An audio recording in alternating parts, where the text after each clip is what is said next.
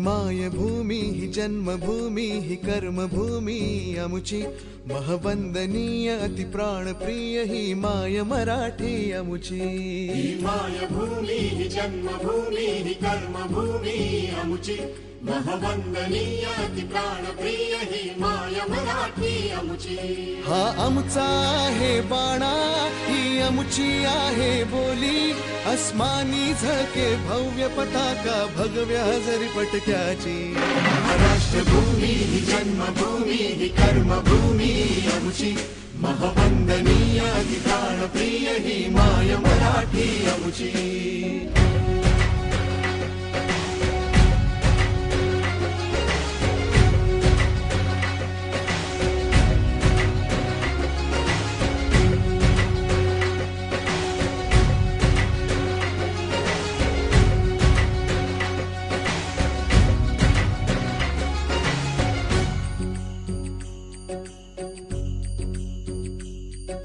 राकट देशाकण खर तुमच्या भाषेत आता ते व्याख्यात थोडा बदल असेल.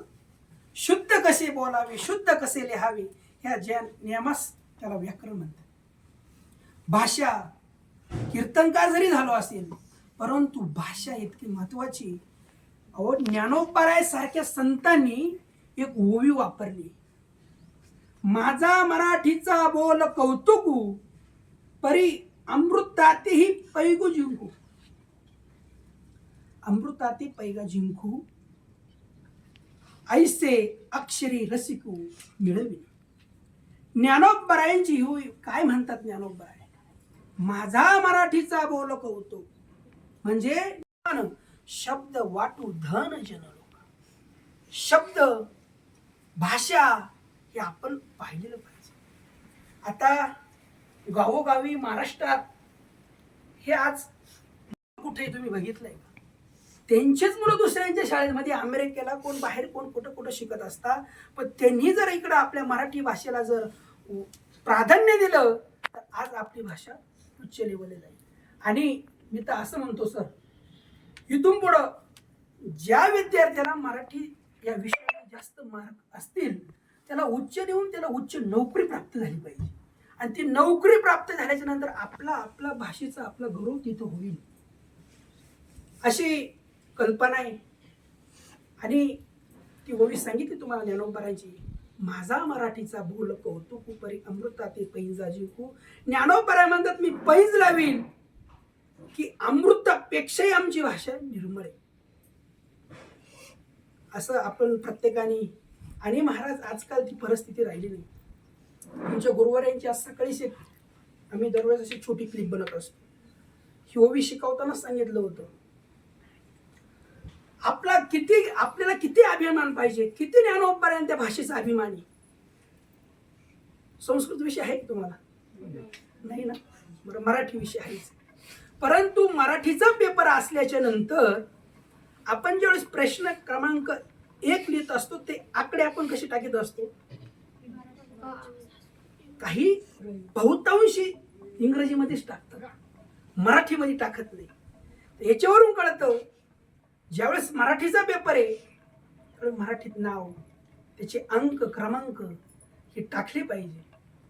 आणि ते टाकल्याच्या नंतर ज्यावेळेस आपला अंतकरणातला भावी त्यावेळेस कळतो. आता आम्ही ज्यावेळेस संस्कृती परीक्षा देत असतो, कीर्तनकार होणं पण सोपं नाही. आता तुम्हाला माहीत नसेल, व्याकरणाचे जवळजवळ 30 पूर्ण अलंकार असेल, वर्ण असेल, कठोर व्यंजन असेल, मृदू व्यंजन असेल, इतर कीर्तनकार वेगळं होणं. आणि आज जे अभ्यास करून ज्ञानेश्वरीचा अभ्यास असेल, तुम्हाला गीता हा ग्रंथ माहिती, भगवद्गीता सर्वांनाच.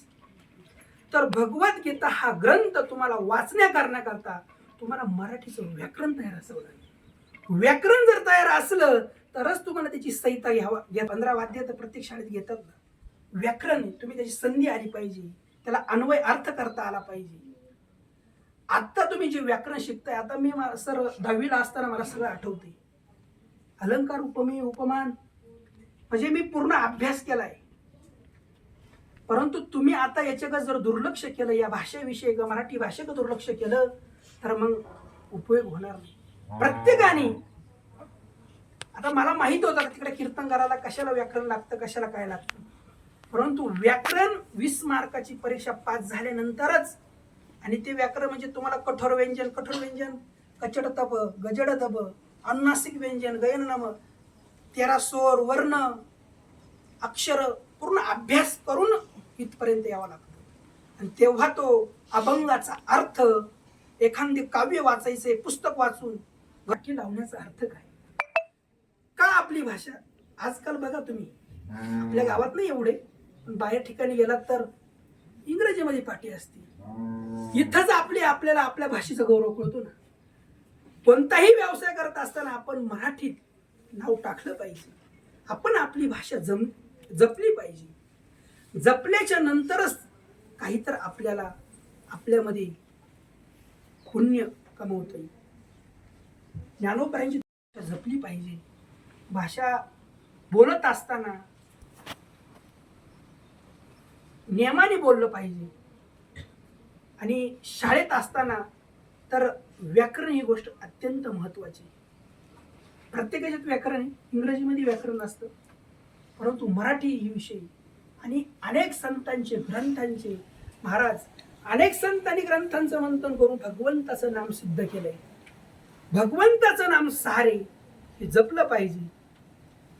आता शाळा शिकवतात, विद्यार्थ्यांमधून वर्षामध्ये एकटाच कीर्तनकार झाले, म्हणजे दुसरे दर वर्षाला 50 विद्यार्थी असू दे, 200 विद्यार्थी असू दे, पण कधीतरी कदाचित 2-3 विद्यार्थी बाहेर पडतात परिपक्व. असा प्रत्येकाने अभ्यास केला पाहिजे. आपण आपल्या भाषेला प्राधान्य दिलं पाहिजे. आणि मी मॅडमना कालच फोन आला होता, त्यांनी सांगितलं मला, महाराज तुम्हाला काहीतरी बोलावं लागेल, मार्गदर्शन करावं लागेल. तसं मी 5-6 विषय मांडला होता, परंतु आता इथं विद्यार्थ्यांचं एकदम ऐकून आणि सरांनी काही कल्पना दिल्यानंतर एक ओवी आठवली, ती ओवी सांगितली. ज्ञानेश्वरी ग्रंथ आहे, तुकाराम गाथा आहे, तुकाराम महाराजांनी लिहिलेला तुकाराम गाथा आहे. ज्ञानेश्वरी सच्चिदानंद बाबांनी लिहिली, परंतु जी संस्कृत ज्ञानेश्वरी ती मराठीत रूपांतर ज्ञानोबरायांनी केलं. ज्ञानोबराय सुद्धा महाराज ज्ञानोबराय सुद्धा 27 वेळा पहिल्या अध्यायामध्ये खर्च केलाय गणपतीसाठी. आणि त्यानंतर पूर्ण ज्ञानेश्वरी झाल्याच्या नंतर ज्ञानोबरायांचे गुरु निवृत्तीनाथ महाराज. परंतु हा प्रसार सगळा ज्ञानोबरायांनी केलाय. कारण की संत महात्मे हे जगाच्या उद्धारासाठी आलेले असतात. जगाच्या कल्याणात संतांच्या विभूती देहकष्ट भीती परोपत आहे. जे स्वतःचा उद्धार करतात त्यांना भक्त. पसायदान म्हणजे प्रसादाची मागणी मागितली. पसादान म्हणजे नाही, पसायदान शब्दाचा अर्थ प्रसाद, प्रसादाचं दान मागितलंय. काय म्हणतात ज्ञानोबराय, आपण जे पसायदान म्हणतोय ना, ते सुद्धा ज्ञानेश्वरीतल्या शेवटच्या अध्यायात. आणि ते आहे की अजून बहुतांश लोकांना माहित नाही, त्यांना वाटलं असं वेगळंच आहे का. पसायदान हे मागणे. आता विश्वात्मके देवे येणे वाग्यज्ञ तोषावे, तो शोनी मज द्यावी पसायदान. आता विश्वात्मके देवे, विश्वात्मक देव म्हणजे कोण, निवृत्तीनाथ महाराज यांना ज्ञानोबराय. आता याच्यानंतर एवढं जे आता ज्ञानेश्वरीला अनेक नावे, भावार्थ दीपिका नावे, धर्मकीर्तन नावे, ज्ञानेश्वरी असे अनेक प्रकारचे नाव आहे. आता तुम्हाला एवढा विस्तार सांगता येणार नाही, परंतु जो वाग येत नाही देवता, ज्ञानोबराय म्हणतात मी तुमच्याकडे मागणं करतोय. आता विश्वात्मके देवे येणे वागेज्ञ तोषावे, तो संतुष्ट व्हा तुम्ही. आणि पुढलं चरण काय, जे खांची व्यंकटी सांडो या सत्कर्मी रती वाढो. जे खळांची म्हणजे खळ म्हणजे दृष्ट लोक, या दृष्ट लोकांची मला व्यंकटी सांडो.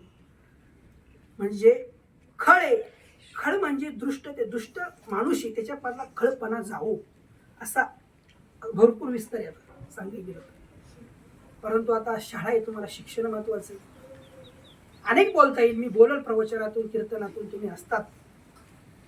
ज्ञानोबरांनी जे पसायदान मागितलंय ना, ते पसायदान मागणी मागितली, तसंही आपण एक भगवंताकडे आजच्या मराठी भाषा गौरव दिनानिमित्त की आम्ही आपली भाषा जपू ही प्रार्थना करू आणि थांबूया. आपल्या गुरूंकडंच आणि आपल्या गुरूंना ते भगवंताच्या स्थानी मानतात. की आता विश्वात्मके देवे येणे वाग्यज्ञ तोषावे, तोषोनी मज द्यावे पसाय दान हे. म्हणजे जो काही मी वाग्यज्ञ या ठिकाणी मांडलाय, जे काही मी तुमच्याकडे मागणं मागतोय ते तुम्ही मला आत्ताच द्यावं. सुरुवातीलाच आता शब्द वापरलाय त्याने. आता विश्वात्मके देवे येणे वाग्यज्ञ तोषावे. जो काही वाग्यज्ञ मी तुमच्या समोर मांडलाय, जे काही तुमच्याकडे मागणं मागतोय त्याने तुम्ही संतुष्ट व्हा. आणि जे काही तुमच्याकडे मी हे पसायदान मागत आहे ते तुम्ही मला द्या. मला द्या म्हणजे सर्वांसाठी द्या. जसं महाराजांनी सांगितलं की जे खळांची व्यंकटी सांडो, जे दुष्ट प्रवृत्तीचे लोक आहे. बघा आज समाजामध्ये आपण बघतो, एखादा चोरी करतो, दरोडा टाकतो, एखादा अत्याचार करतो, बलात्कार करतो. असे जे दुष्ट प्रवृत्तीचे लोक आहे, काही लोक स्वतःच्या आईवडिलांना मारतात, काही व्याभिचारी असतात.